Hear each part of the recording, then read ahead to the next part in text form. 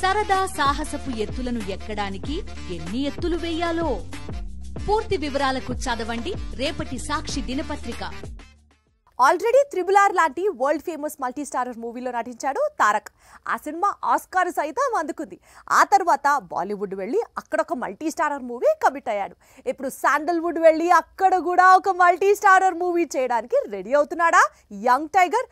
పూర్తిగా multi starrer mood లోకి పడిపోయాడా? Pan India market ను విస్తరించేందుకు ఒక్కో హీరో ఒక్కో దారిలో వెళుతున్నాడు. ఎన్టీఆర్ మాత్రం ఏ ఇండస్ట్రీకి ఆ ఇండస్ట్రీలో మల్టీ స్టారర్ మూవీ సెట్ చేసుకుంటున్నాడు.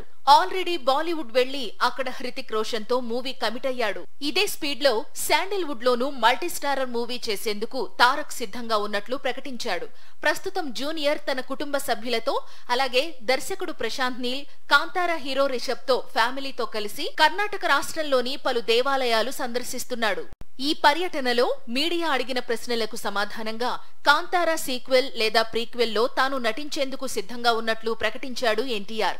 అయితే కాంతారా ప్రపంచంలోకి తాను అడుగుపెట్టడం అనేది కాంతారా దర్శకుడు హీరో రిషబ్ చేతుల్లో ఉందని, రిషబ్ ప్లాన్ చేస్తే నటించేందుకు తాను సిద్ధంగా ఉన్నట్లు తెలిపాడు ఎన్టీఆర్.